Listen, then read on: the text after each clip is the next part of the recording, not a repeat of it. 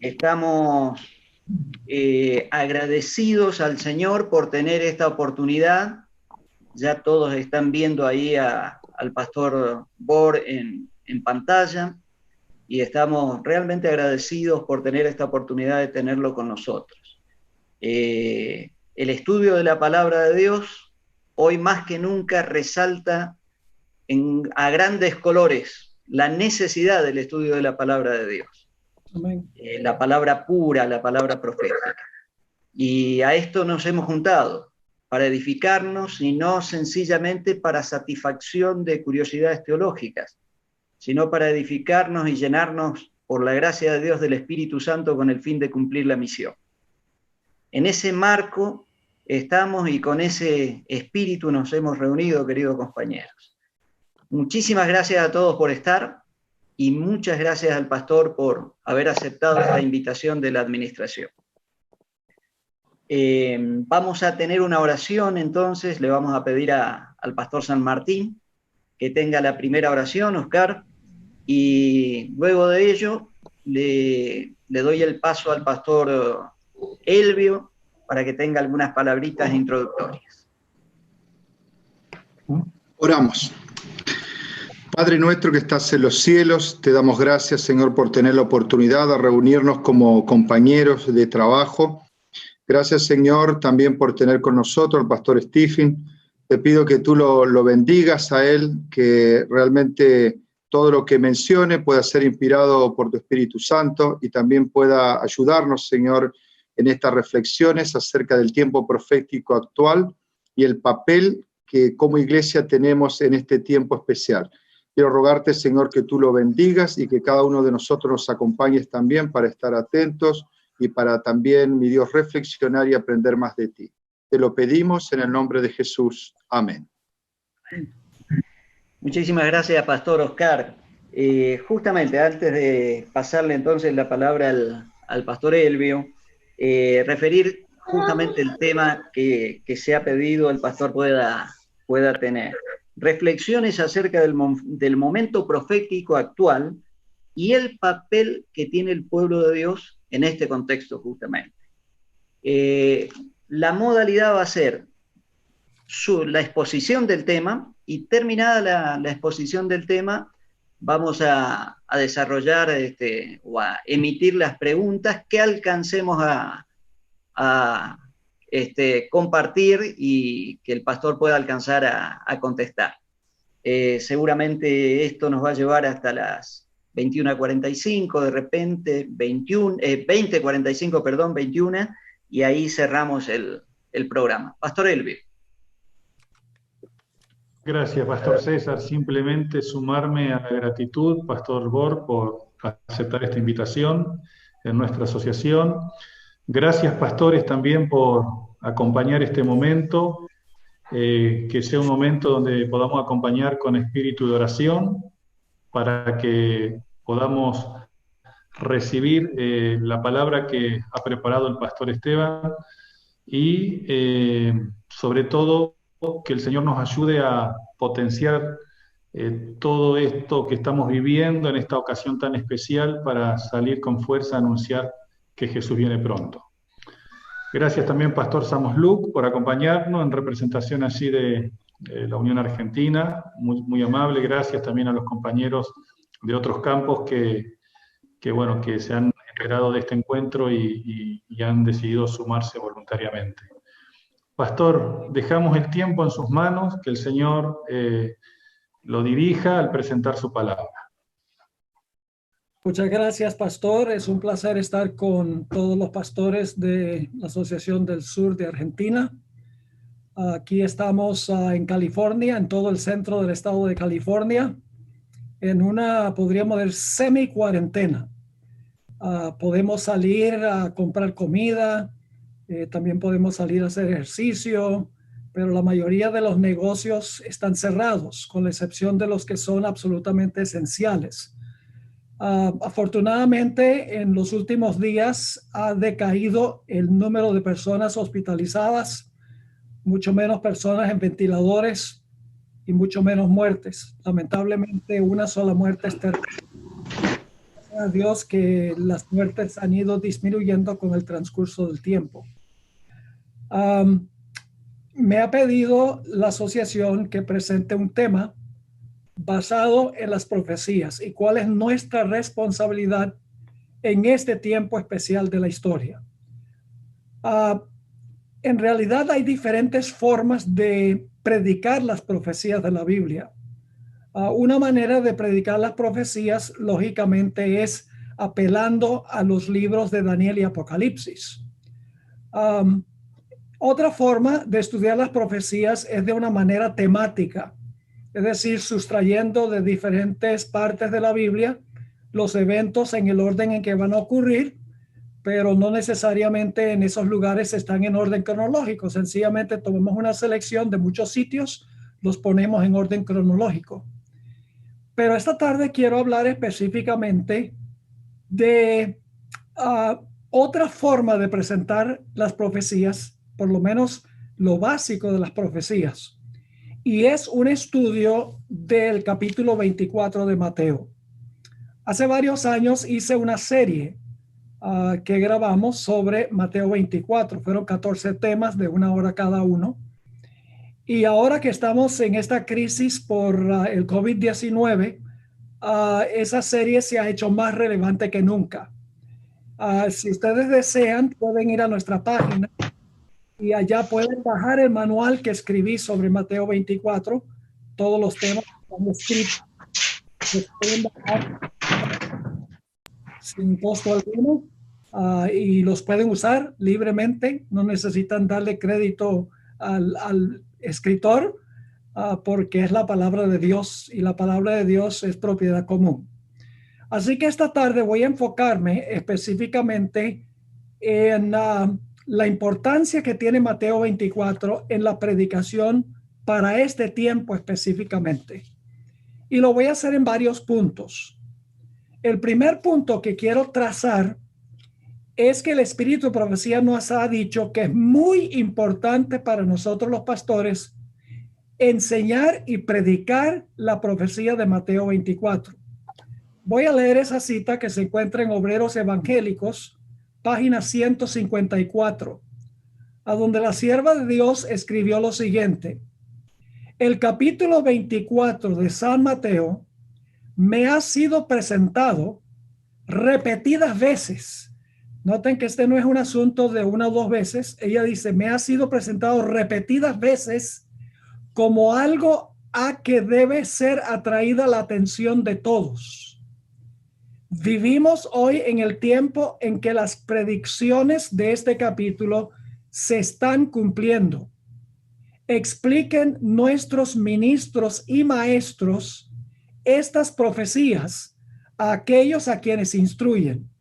Excluyan de sus discursos los asuntos de menor importancia y presenten las verdades que decidirán el destino de las almas.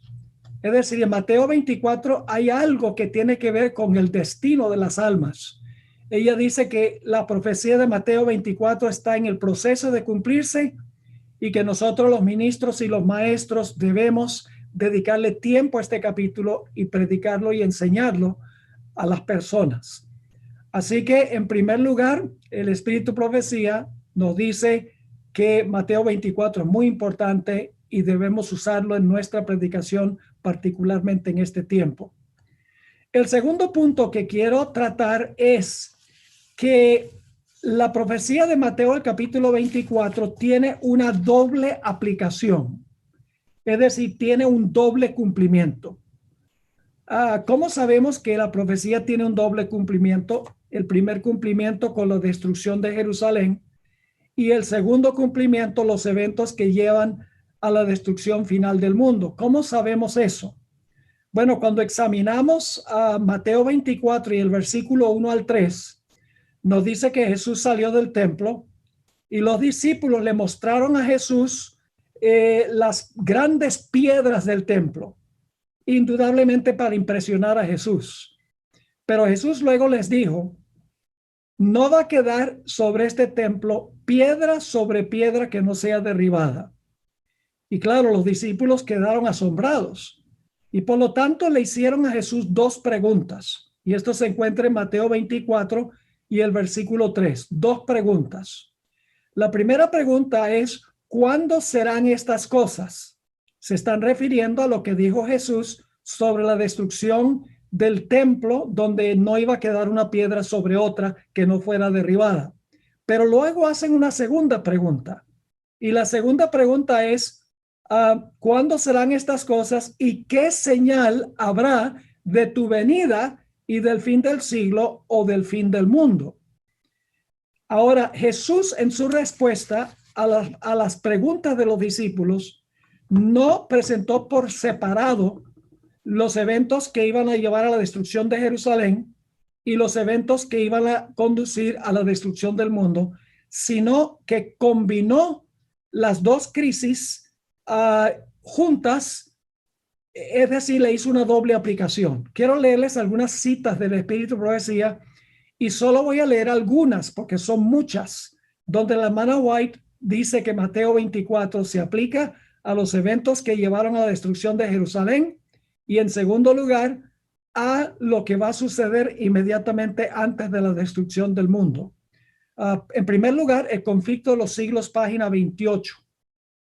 La sierva del Señor escribió, la profecía del Señor entrañaba un doble significado. Al par que anunciaba la ruina de Jerusalén, presagiaba también los horrores del gran día final. Así que dice que tiene un doble significado. La ruina de Jerusalén presagiaba los horrores del gran día final.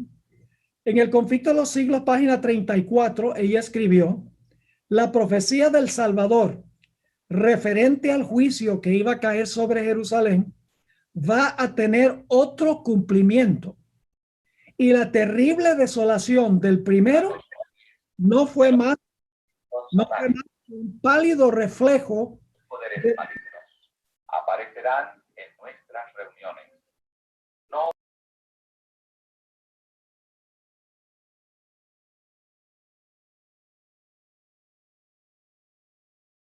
Tuvimos por ahí alguna interrupción. No sé si queda algún micrófono abierto, compañeros, o simplemente fue una interrupción. Pastor Esteban, ahí puede seguir. Ok, sí, escuché a alguien hablando ahí, obviamente no estaba cerrado. Bueno, entonces volvemos otra vez a esta cita, conflicto de los siglos, página 34. La profecía del Salvador referente al juicio que iba a caer sobre Jerusalén va a tener otro cumplimiento. Y la terrible desolación del primero no fue más que un pálido reflejo. Es decir, la primera destrucción es un pálido reflejo de lo que será el segundo. En lo que acaeció a la ciudad escogida, podemos ver anunciada la condenación de un mundo que rechazó la misericordia de Dios y pisoteó su ley. Tal vez voy a leer dos o tres más. Eventos de los últimos días, página 18. Cristo advirtió a sus discípulos en cuanto a la destrucción de Jerusalén y las señales que ocurrirían antes de la venida del Hijo del Hombre. Ahora fíjense lo que dice.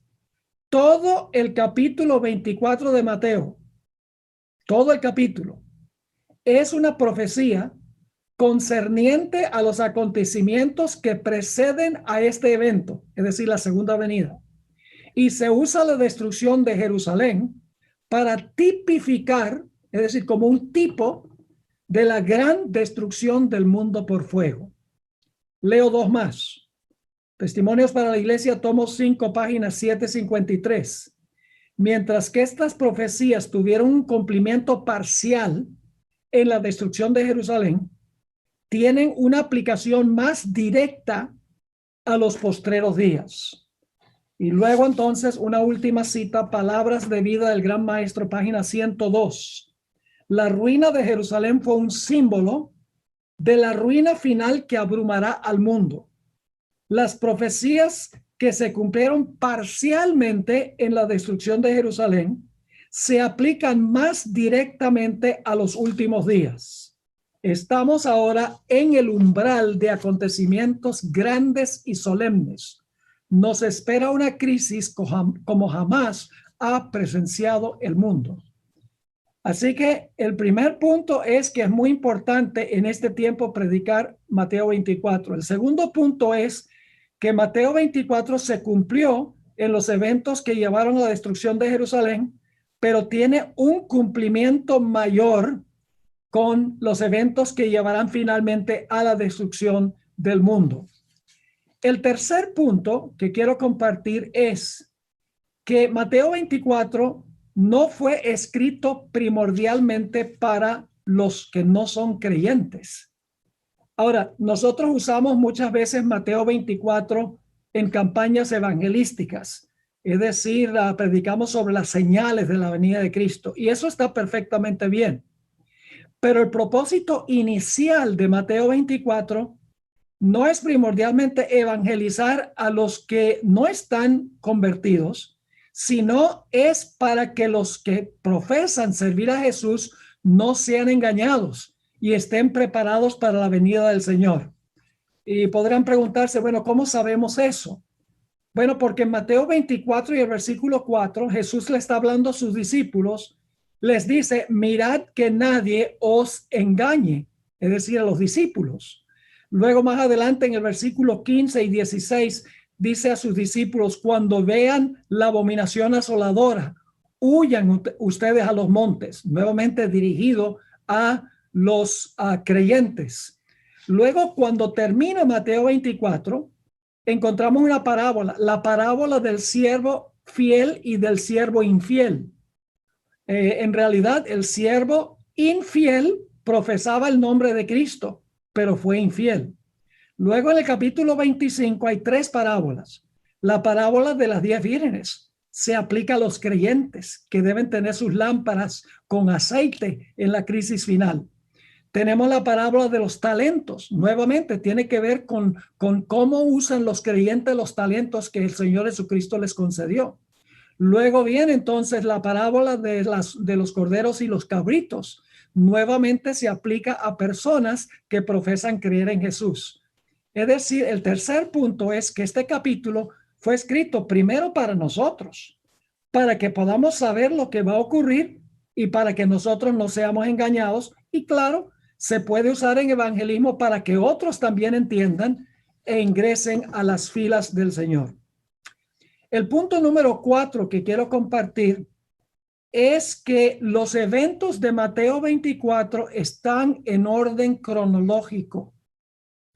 Ahora, si ustedes van al libro de Daniel, van a encontrar que no está todo en orden cronológico, porque en realidad capítulo 2 se repite en el capítulo 7, se repite en el capítulo 8 y 9, se repite en el capítulo 10, 11 y 12. Es decir, Daniel no está en orden cronológico. Apocalipsis tampoco está en orden cronológico, corre en ciclos. El ciclo de las iglesias, el ciclo de los sellos, el ciclo de las trompetas. Y luego la última parte del libro, del capítulo 12 al 22, tiene una serie de recapitulaciones y repeticiones.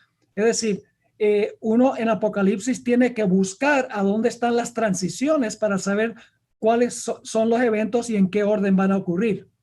Pero con Mateo 24 no es así. En Mateo 24 los eventos están en orden cronológico. Y ahora mismo yo les voy a mostrar que estamos en el versículo 8 de Mateo 24. Dicen, bueno, entonces estamos en el versículo 8, todavía falta mucho porque el capítulo tiene un montón de versículos más. Debemos recordar que la hermana White dijo que los eventos finales serán rápidos. Ahora, dentro de un momento les voy a mostrar por qué estamos ahora nosotros entre el versículo 8 y el versículo 9. Estamos ahora. ¿Cómo sabemos que el capítulo está en orden cronológico y que tiene los puntales de los eventos finales en su orden correcto? Porque varias veces en el capítulo se presentan expresiones temporales, es decir, expresiones que tienen que ver con tiempo. Les voy a dar nada más las referencias. Mateo 24:6 dice que habrá guerras y rumores de guerras, y luego el versículo termina, pero aún no es el fin. Luego entonces menciona terremotos y menciona pestilencias y menciona hambres, y el versículo 8 dice solo principio de dolores. Y luego después se usa una palabra repetidas veces, la palabra griega tote. Esa palabra, según los léxicos griegos, se refiere a un evento que ocurre inmediatamente después de otro evento. Es decir, es una palabra secuencial. Sucede esto y entonces sucede esto y entonces sucede esto y entonces sucede lo otro.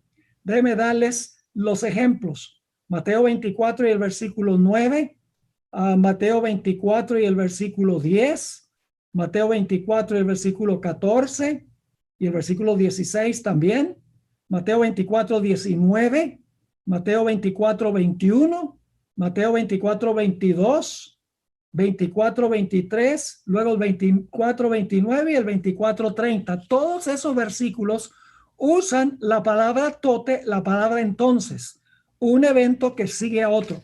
Demuestra que Mateo 24 está en orden cronológico. Podemos saber exactamente a dónde estamos ahora en el desarrollo de la profecía. No hay repeticiones, no hay recapitulaciones, etcétera.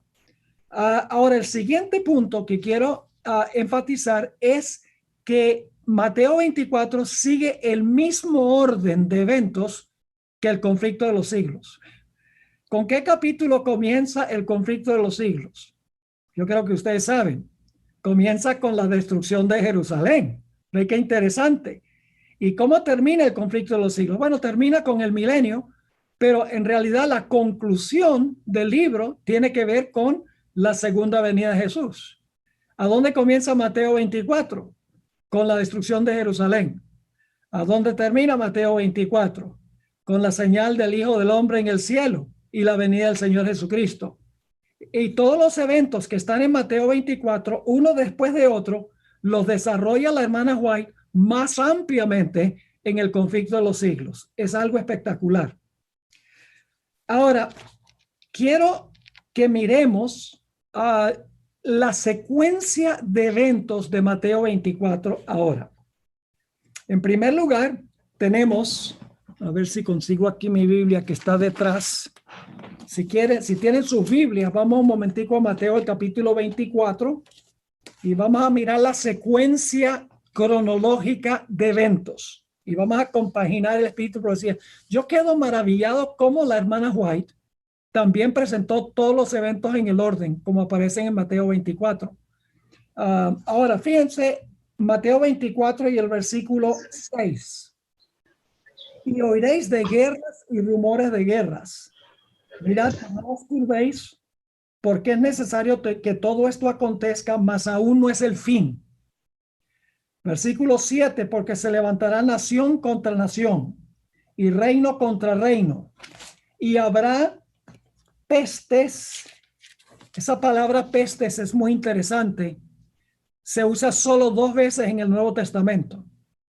Aquí en Mateo 24 y el versículo 7, y en Hechos 24:5, a donde los enemigos del apóstol Pablo lo acusaron de compartir herejías pestilentes que se regaban por todo el mundo.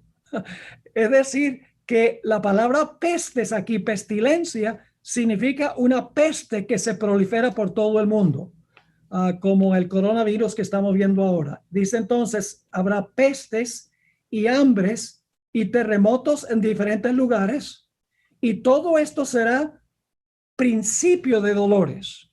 Es decir, lo que estamos viendo ahora es principio de dolores. Todavía falta lo que es peor, 1000 veces peor que lo que estamos viendo ahora. Ahora surge la pregunta, ¿por qué van a ocurrir todos estos desastres? Guerras y rumores de guerras, nación contra nación, reino contra reino, pestilencias, hambres, terremotos. ¿Por qué ocurren todas estas cosas? Obviamente Dios no es el que las está causando. Satanás las está causando. ¿Por qué? Mateo 24 lo explica por qué. El próximo evento a venir, y escuchen bien, va a haber muchos más desastres que los que estamos viendo ahora con esta peste, con este virus. Imagínense ustedes si hay 3 o 4 virus como simultáneamente. Si hay terremotos en muchos lugares, maremotos o tsunamis en muchos lugares, tornados. Voy a leerles una cita interesante en un momento del Espíritu Profecía sobre estas cosas. ¿Por qué causa Satanás estas cosas? ¿Y por qué se van a intensificar? Mateo 24 lo explica en el versículo 9.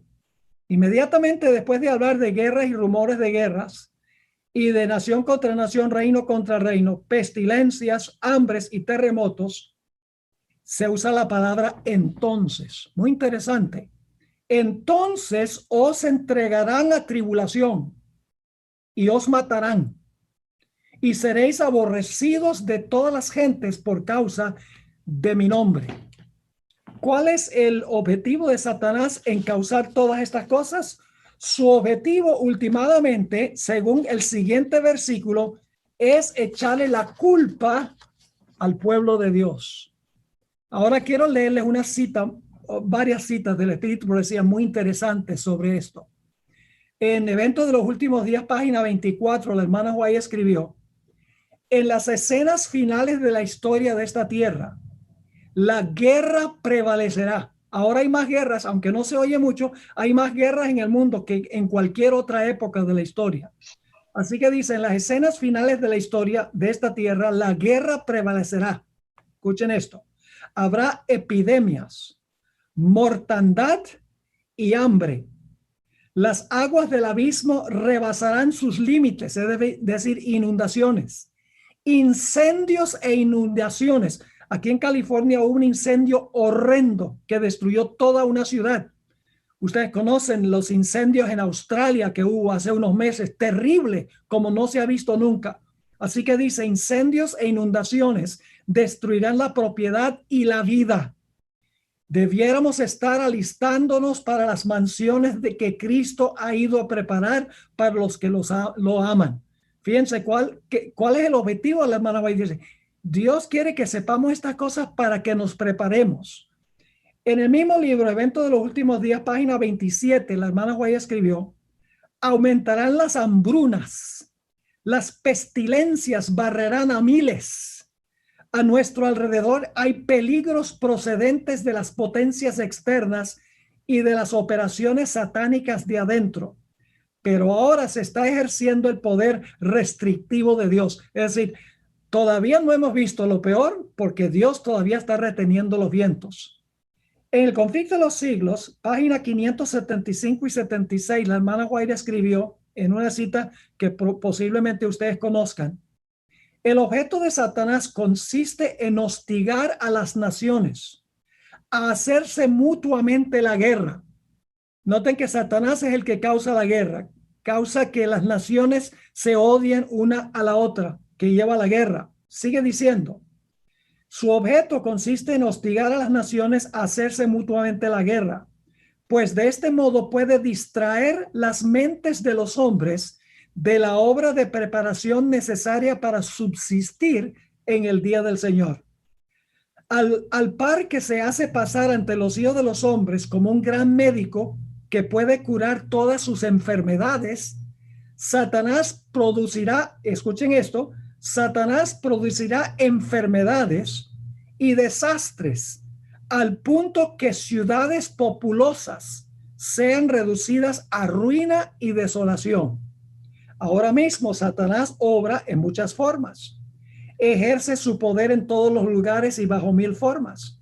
En las desgracias y calamidades de mar y tierra, en las grandes conflagraciones, en los tremendos huracanes y en las terribles tempestades de granizo, en las inundaciones, en los ciclones, en las mareas extraordinarias y en los terremotos.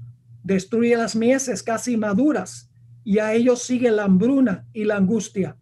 Propaga, esto es interesante, propaga por el aire emanaciones mefíticas, venenosas, y miles de seres perecen en la pestilencia. Y luego dice esto: estas plagas irán aumentando más y más y se harán más y más desastrosas. Es decir, lo que estamos viendo ahora es terrible, pero ella dice que estas cosas que acaba de mencionar van a aumentar más y más y serán cada vez más desastrosas. Y yo me atrevo a decir, a base de lo que yo he visto aquí en la sociedad, porque siempre me gusta hablar con la gente en la calle, la gente no tiene ni idea de por qué está pasando lo que está pasando. La gente está a oscuras. Nosotros como adventistas podemos explicarles, mire, esto es lo que está ocurriendo. Esta es la estrategia de Satanás. Podemos predicar los mensajes de los 3 ángeles para que la gente sepa y no tenga angustia ni tenga pánico, porque van a saber qué es lo que está pasando y cómo prepararse para lo que pronto viene. Ahora, la hermana White termina esta cita de una forma muy interesante. Ella dice, después de mencionar todas estas calamidades, dice enseguida después de la cita, entonces el gran engañador persuadirá a los hombres de que son los siervos de Dios los que causan esos males. Así que fíjense, en Mateo 24, guerras, rumores de guerras, pestilencias, hambres, terremotos, y luego os entregarán entonces a muerte y os aborrecerán. La hermana White menciona todos esos desastres y luego dice, entonces el gran engañador persuadirá a los hombres de que son los que sirven a Dios los que causan esos males. Y luego sigue escribiendo. Esto viene inmediatamente después de la cita donde ella habló de los desastres. Sigue diciendo, la parte de la humanidad que haya provocado el desagrado de Dios lo cargará a la cuenta de aquellos cuya obediencia a los mandamientos divinos es una reconvención perpetua para los transgresores. Se declarará que los hombres ofenden a Dios al violar el descanso del domingo, que este pecado ha traído calamidades que no concluirán hasta que la observancia del domingo no sea estrictamente obligatoria y que los que proclaman la vigencia del 4º mandamiento, haciendo con ello que se pierda el respeto debido al domingo y rechazando el favor divino, turban al pueblo y alejan la prosperidad temporal. Saben que yo he estado investigando lo que la gente está diciendo en cuanto a esta pandemia. Y es interesante cómo han vinculado el asunto del cambio climático y del ajetreo de la vida con el asunto del virus. Por ejemplo, un ministro en Canadá dijo que, o escribió, que la razón por la cual Dios mandó esta epidemia, él dice que Dios fue el que la mandó, fue para quitarle el domingo a los protestantes porque no estaban guardando el domingo como deben guardarlo. Otros han escrito que los ríos están más limpios, el aire está más limpio y que de esta pandemia debemos descubrir que es necesario darle al planeta un descanso semanal, lógicamente para ellos el domingo. Lo mismo ha dicho el Papa. Es decir, todo lo que está pasando ahora últimamente va a llevar a el asunto de culpar al pueblo de Dios por lo que está pasando. Porque fíjense, la hermana White dice que a pesar de que empiecen a guardar el domingo, las cosas van a ir de mal en peor y por lo tanto van a tener que echarle la culpa a alguien. Ahora, en otras palabras, en Mateo 24, versículo 9 dice, entonces os entregarán a tribulación y os matarán y seréis aborrecidos de todas las gentes por causa de mi nombre.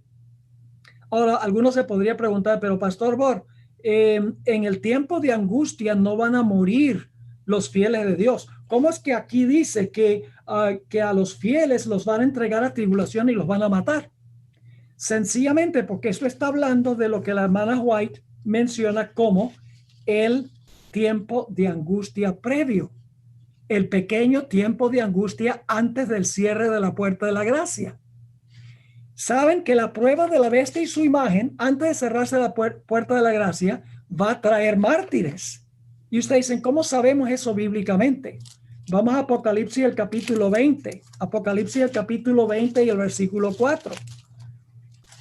Dice allí, en un versículo que todos conocemos muy bien, indudablemente, lo siguiente. Y vi tronos y se sentaron sobre ellos los que recibieron la facultad de juzgar.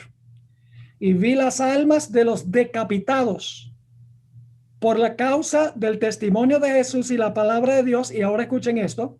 Y los que no habían adorado a la bestia ni a su imagen y que no recibieron la marca en sus frentes ni en sus manos.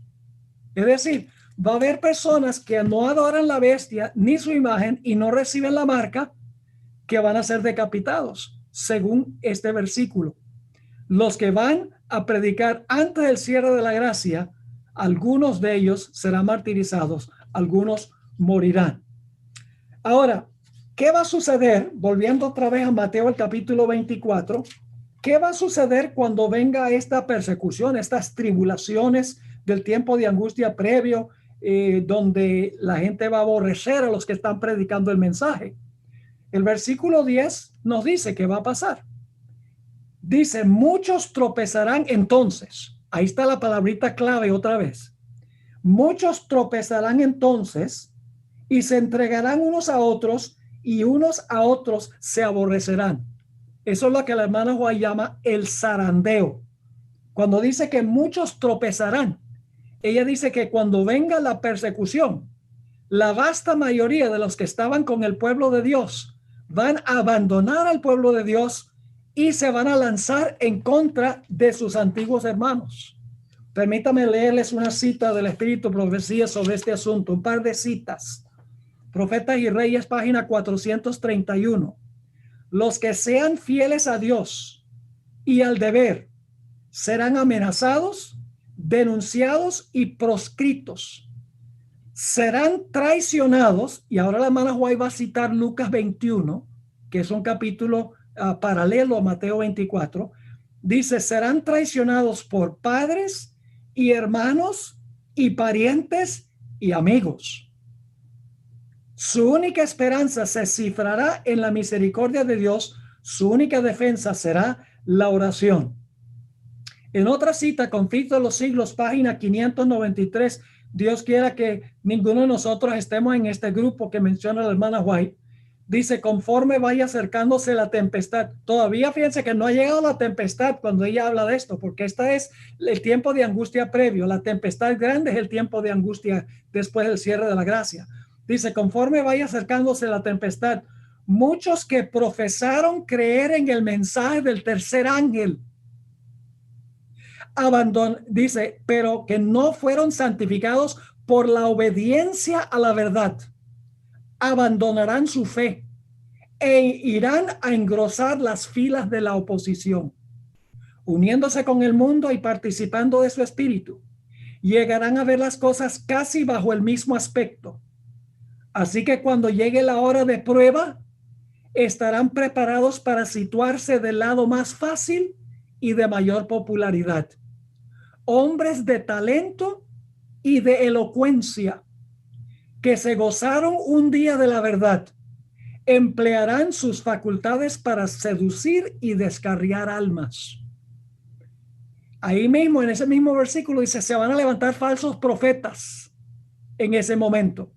Son personas que transitaron con el pueblo de Dios y lo abandonaron. Sigue la cita. Se convertirán en los enemigos más encarnizados de sus hermanos de antaño. Cuando los observadores del sábado sean llevados ante los tribunales para responder de su fe, estos apóstatas serán los agentes más activos de Satanás para calumniarlos y acusarlos y para incitar a los magistrados contra ellos por medio de falsos informes e insinuaciones. Ahí está en orden. Muchos tropezarán entonces y se entregarán unos a otros y unos a otros os aborrecerán. Y los pasajes paralelos de Marcos 13 y Lucas 21, donde se encuentra el mismo sermón, pero en los otros evangelios hay detalles adicionales. Dicen en los otros evangelios, Marcos y en Lucas, que amigos, padres traicionarán a hijos, hijos traicionarán a padres, porque la persecución lo que va a causar es el gran zarandeo entre el pueblo de Dios. Y luego sigue diciendo en el versículo 11, y muchos falsos profetas se levantarán y engañarán a muchos. Versículo 12, y por haberse multiplicado la maldad, el amor de muchos se enfriará. Ahora es interesante esa palabra que se traduce maldad, por haberse multiplicado la maldad. esa palabra en griego es la palabra anomías. Es la mismita palabra que se traduce en 1 Juan 3:4, transgresión de la ley. Así que dice, por causa de la transgresión de la ley, el amor de muchos se enfriará. Fíjense qué interesante. Y luego dice, más el que perseverare hasta el fin, este será salvo. Es decir, el que no tropieza, el que no sale, el que se mantiene firme con el mensaje, dice, el que perseverare hasta el fin, este será salvo. Y luego entonces habla de la predicación final de los mensajes de los 3 ángeles. No dice los 3 ángeles en Mateo, pero cuando vamos al libro de Apocalipsis, ustedes saben que ahí dice que un ángel desciende del cielo con el evangelio eterno para predicarlo a toda nación, tribu, lengua y pueblo. Aquí dice Mateo 24 y el versículo 14, será predicado este evangelio del reino en todo el mundo para testimonio a todas las naciones y entonces vendrá el fin. Y luego viene, tengo aquí también que tendremos que comparecer ante reyes y gobernantes. No lo dice Mateo, pero lo dice el Evangelio según San Lucas. No voy a leer esas citas. ¿Qué es la abominación asoladora? Necesitamos para entender la abominación asoladora lo que ocurrió con la destrucción de Jerusalén. Así que voy a repasar esto. Si quieren más información, pueden ir al manual que escribí. Como les mencioné, si van a nuestra página, allá pueden ir bajar todos los manuales que yo he escrito sobre diferentes temas. Los pueden bajar, los pueden copiar, usar, no hay ningún problema. Son propiedad común. Pero tenemos que volver allá a lo que ocurrió con la destrucción de Jerusalén. Les voy a relatar lo que probablemente ya ustedes conocen. En el año 66, Cestio Galo fue y sitió a la ciudad de Jerusalén. Y cuando todo parecía que la ciudad iba a caer a las legiones romanas, por alguna razón inexplicable, según Josefo, nosotros sabemos que no era inexplicable, porque en realidad Dios, se había dicho de antemano, Jesús en Mateo 24, que iba a haber una señal, pero sin ninguna razón aparente, Cestio retiró sus legiones de donde tenía la ciudad sitiada. Y los judíos dentro de la ciudad, pensando que Dios era una señal de que Dios los estaba bendiciendo a ellos, se fueron tras las legiones romanas y las legiones sufrieron muchas bajas, muchos soldados perecieron. Pues los cristianos que estaban dentro de la ciudad vieron cuando Cestio circundó la ciudad y se retiró de la ciudad y tomaron esto como la señal de que debían huir. Así que cuando Cestio se retiró, los cristianos, los fieles en la ciudad, huyeron a los montes, salieron de la ciudad. Más adelante llegó Vespasiano y más adelante de eso Tito, y Tito circuló la ciudad y ya no había escape. Los que no habían escapado de la ciudad, cuando vieron la señal, perecieron en la destrucción de la ciudad. Ahora, lo interesante es que las legiones romanas tenían un estandarte. El estandarte que tenían los romanos tenía un águila con las alas extendidas, con la cabeza del águila mirando hacia la derecha, con flechas en las garras y con una orla de oro que circulaba el águila. Esa orla de oro representaba el dios Sol, el dios Mitra, que había adoptado Pompeyo cuando hizo una campaña militar a Asia Menor. Es decir, que la señal era cuando los soldados romanos colocaron sus estandartes en el suelo. La hermana White dice, fuera de la ciudad, Conflicto de los Siglos, página 26, que tenía un águila con las alas extendidas y una orla de oro representando el dios Sol, y se inclinaron las legiones para adorar esos estandartes. Esa era la señal de que debían huir. Ahora, ¿cómo se aplica eso escatológicamente al final de la historia? Pues hay una nación que tiene como emblema nacional en su sello oficial un águila con las alas extendidas, cabeza mirando a la derecha, flechas en sus garras, con un sol irrumpiendo a través de las nubes encima del águila. Y alguno podría pensar, bueno, es una coincidencia, pastor. No es coincidencia. Los historiadores han demostrado que los Estados Unidos adoptó su sello directamente del Imperio Romano. En realidad, si ustedes miran, si tienen un billete de $1, van a encontrar los dos lados del sello en el billete de $1.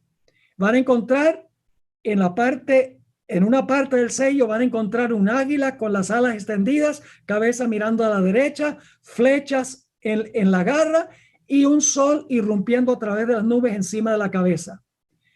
En el otro lado van a encontrar una pirámide inconclusa, que es una señal masónica.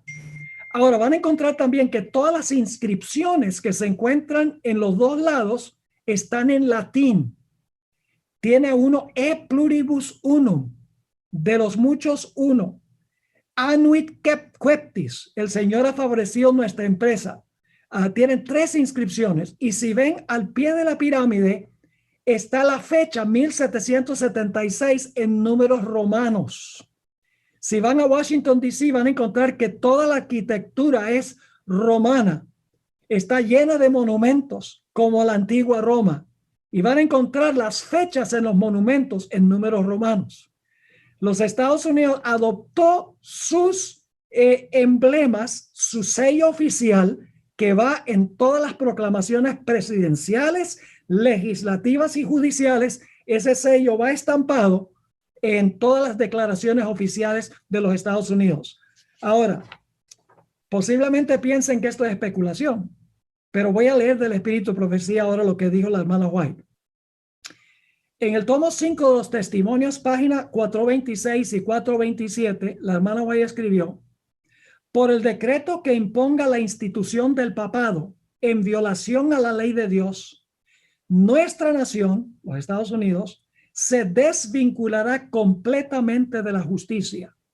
Cuando el protestantismo extienda la mano a través del abismo para asir la mano del poder romano, cuando se incline por encima del abismo para darse la mano con el espiritismo, cuando bajo la influencia de esta triple unión, nuestro país repudie todo principio de su constitución como gobierno protestante y republicano y haga provisión para la propagación de las mentiras y seducciones papales, entonces sabremos que ha llegado el tiempo en que se verá la asombrosa obra de Satanás y que el fin está cerca.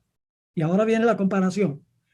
Como el acercamiento de los ejércitos romanos fue para los discípulos una señal de la inminente destrucción de Jerusalén, esta apostasía, acaba de hablar del domingo, esta apostasía podrá ser para nosotros una señal de que se llegó al límite de la tolerancia de Dios, de que nuestra nación colmó la medida de su iniquidad y de que el ángel de la misericordia está por emprender el vuelo para nunca volver. Y luego, usted recuerda que Mateo 24 dice, la abominación asoladora, luego dice, los que están en Judea, huyan. Fíjense lo que sigue diciendo la hermana White. Dice, a ver si encuentro el lugar aquí, los hijos de Dios se verán entonces sumidos en aquellas escenas de aflicción y angustia de Jacob. Ahora, hay otra cita que se encuentra en el mismo tomo 5 de los testimonios, más explícita todavía.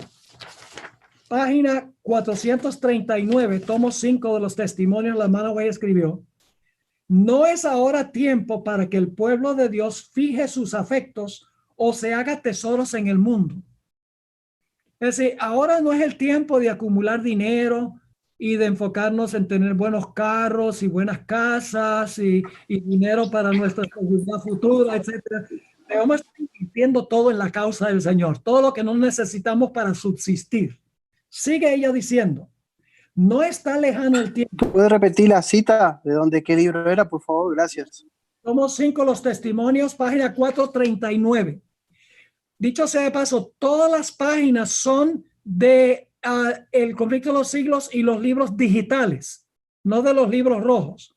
Así que si van a los libros y no consiguen la cita, dice el pastor Bohr, inventó esa cita. No, es del Espíritu de Profecía digital en la computadora.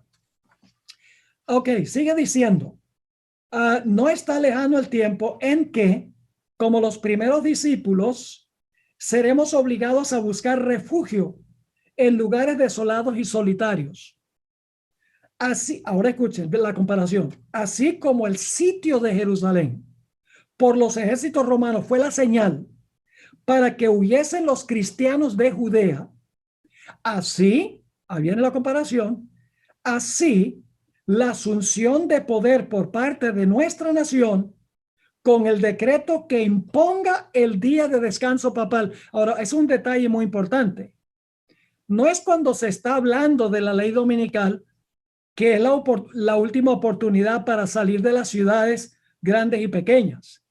Es cuando en los Estados Unidos la ley, el Congreso redacte y apruebe una ley dominical. Esa es la última oportunidad para salir. Sigo leyendo. Dice nuevamente, así como el sitio de Jerusalén por los ejércitos romanos fue la señal para que huyesen los cristianos de Judea, así la asunción de poder por parte de nuestra nación con el decreto que imponga el día de descanso papal será para nosotros una amonestación. Entonces será tiempo de abandonar las grandes ciudades y prepararnos para abandonar las menores en busca de lugares retraídos, en lugares apartados entre las montañas. Así que la última oportunidad para salir de las ciudades es cuando ya se apruebe por ley la ley dominical. Claro, es mejor salir antes, será mucho más fácil salir antes. Y luego entonces el Señor Jesucristo, dicho sea de paso, la abominación asoladora es la ley dominical. Luego dice en el versículo 16, cuando se pone la ley dominical, dice, entonces los que estén en Judea huyen a los montes. En este caso sería entonces los adventistas, los fieles. Dice, huyan. El que esté en la azotea no descienda para tomar algo de su casa. Y el que esté en el campo no vuelva atrás para tomar su capa. Es decir, no es tiempo de recuperar todas nuestras posesiones, todo lo que nosotros tanto amamos. Sigue diciendo, mas hay de las que están encintas y de las que crían en aquellos días. Y luego viene este versículo muy interesante. El sábado lo inserta Jesús aquí.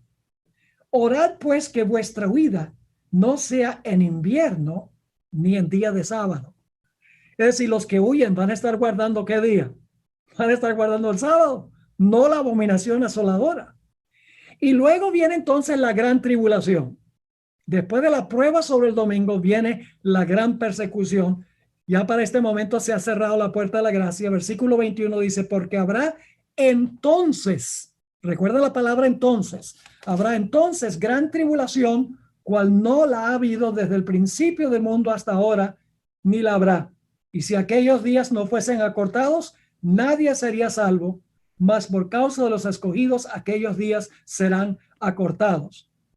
Y luego viene entonces la falsificación de la segunda venida por Satanás, que se menciona en el capítulo sobre el tiempo de angustia en el conflicto de los siglos. Fíjense que la secuencia aquí, la falsificación de la segunda venida de Jesús es después del cierre de la gracia, no antes, porque Mateo 24 está en orden cronológico. Así que dice en el versículo 23, entonces si algunos dijeren, mirad, aquí está el Cristo, o mirad, ahí está, no lo creáis, porque se levantarán falsos cristos y falsos profetas y harán grandes señales y prodigios de tal manera que engañarán, si fuere posible, a uno de los escogidos. Ya os lo he dicho antes. Así que si os dijeren, mirad, está en el desierto, no salgáis. O mirad, está en los aposentos, es decir, el falso Cristo, no lo creáis. Porque como el relámpago que sale del oriente y se muestra hasta el occidente, así será también la venida del Hijo del Hombre. La hermana White aplica estos versículos a la falsificación de la segunda venida de Jesús en el conflicto de los siglos. Ocurre durante el tiempo de angustia. Y claro, la pregunta surge, ¿de qué le sirve a Satanás falsificar la segunda venida para engañar a los escogidos después que se cierra la puerta de la gracia, si él sabe que no los va a poder engañar? La respuesta es muy sencilla. Satanás es Satanás y no se da por vencido. Él sabe que la Biblia dice que él no va a poder engañar a los escogidos, pero él dice, tal vez puedo. ¿Cómo sabemos eso? Yo les pregunto. Ahí ya estamos sellados en ese momento. Si todos están sellados, nadie va a caer después de eso. Entonces, ¿por qué Satanás va a falsificar la segunda venida para tratar de engañar a los sellados? Porque Satanás es Satanás. Él cree que puede contrariar lo que Dios dijo, lo que Jesús dijo en Mateo 24. Déjenme darles un ejemplo para que puedan entender cómo funciona esto. ¿Ustedes creen que Satanás sabe que después del milenio, cuando él reúna a todos los impíos de todas las épocas para atacar la ciudad, ustedes creen que Satanás sabe que él no va a poder prevalecer? ¿Creen que Satanás sabe que él va a perder? Claro que lo sabe. Si no lo sabe, es muy tonto. Porque Apocalipsis 20 lo dice, que va a circundar la ciudad, se van a preparar para invadir la ciudad. Entonces mi pregunta es, cuando resuciten los impíos después del milenio, ¿por qué Satanás los va a reunir con la intención de atacar la ciudad? Si él ya sabe que Dios dijo que él no va a poder vencer, que va a ser destruido, porque Satanás es Satanás. Satanás es como Faraón, él no se da por vencido. Es más, la hermana White tiene una cita en el libro Eventos de los Últimos Días, donde la hermana White dice el momento en que Satanás va a falsificar la segunda venida. Ella dice que los fieles de Dios van a estar clamando al Señor día y noche para que los libre de su agonía, la agonía terrible por la cual están pasando. Y dice que en ese momento, cuando los fieles están clamando a Dios para que los libre, es que Satanás va a falsificar la segunda venida y va a decir, yo he venido para contestar sus oraciones. La hermana White dice que es un engaño casi irresistible. Ahora viene entonces la falsificación de la segunda venida y luego seguimos en Mateo 24 con señales en el sol, la luna y las estrellas, que son la señal ya de que Cristo viene. Dice en el versículo 29, e inmediatamente después, fíjense que cronológicamente viene después, al final del tiempo de angustia, e inmediatamente después de la tribulación de aquellos días, el sol se oscurecerá, la luna no dará su resplandor y las estrellas caerán del cielo y las potencias de los cielos serán conmovidas. Ahora alguno dirá, bueno, esto ya sucedió. Fue las señales de el sol que se oscureció en 1780, la luna parecía sangre, las estrellas del cielo cayeron en 1833. Ya esto se cumplió. No se cumplió, porque hay dos grupos de señales. Les animo de que busquen en el manual que yo escribí sobre los 7 sellos de Apocalipsis. Ahí está claramente explicado de que hay un grupo de señales antes del día grande y terrible de Jehová, donde dice que el sol se oscurece, la luna parece como sangre, no dice que se oscurece, parece como sangre y las estrellas caen. Aquí dice algo un poco distinto. Dice el sol se oscurecerá, la luna no dará su resplandor. Es decir, no, la luna no se torna en sangre, sino que deja de resplandecer.